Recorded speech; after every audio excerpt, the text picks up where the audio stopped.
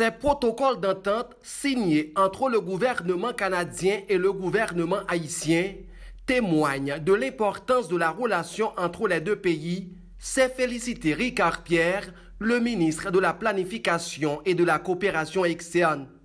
Ces projets auront un impact considérable sur la politique publique, croit l'ex-parlementaire. Ces 4 protocoles d'entente portent sur 4 projets qui auront un impact positif sur les politiques publiques.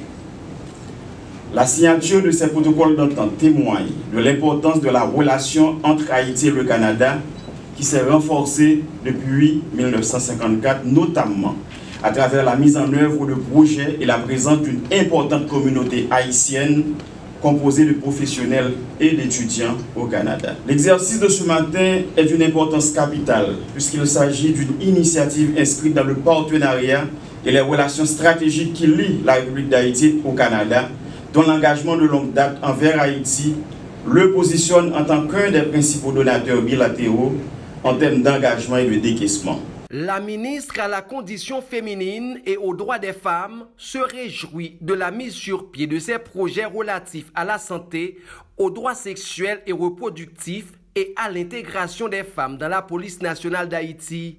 Madame Sophia Loreus a exprimé sa reconnaissance envers le gouvernement canadien.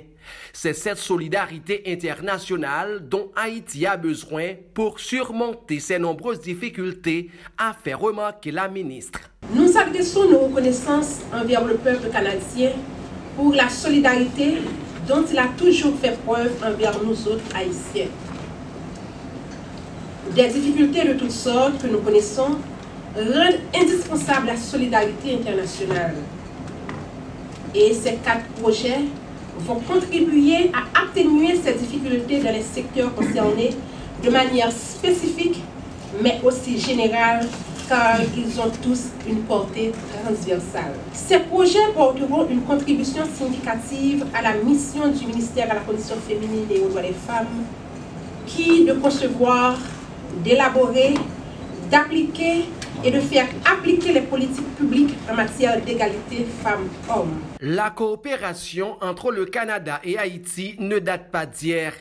Le ministre de la Santé publique et de la Population, Alex Larsen, a tenu à rappeler certains projets qui ont été réalisés avec le support du Canada dans le domaine de la santé en Haïti lors de son premier passage à la tête du ministère entre 2008 et 2011.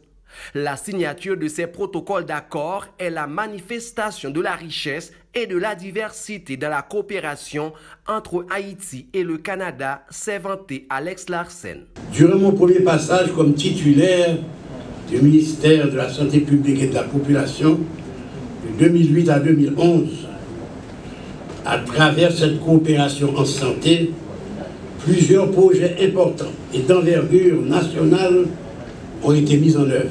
Projet d'appui à la santé sexuelle et reproductive égalitaire qui sera implanté à la Croix-des-Bouquets. Et femmes et filles debout avec dignité pour nos droits sexuels et reproductifs, Femmes CAD, lequel sera mis en œuvre dans le département du Sud-Est. Ces 4 projets seront financés à hauteur de 20 millions de dollars par le Canada.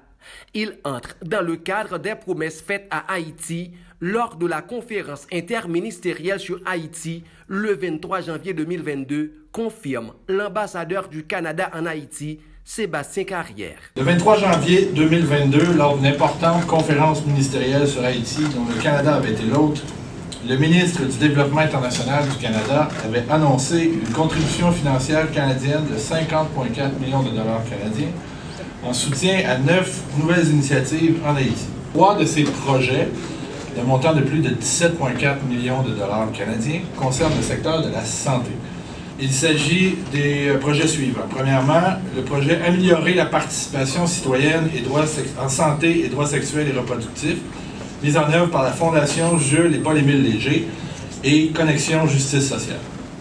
Le second s'appelle Appui à la santé sexuelle et reproductive égalitaire, dont les agences d'exécution sont la Fondation Paul-Gérin-Lajoie, l'Association canadienne des sages-femmes, la Société des obstétriciens et gynécologues du Canada. Ces protocoles d'accord se révèlent d'une importance particulière pour le gouvernement qui s'attend déjà à un impact positif sur la politique publique du pays.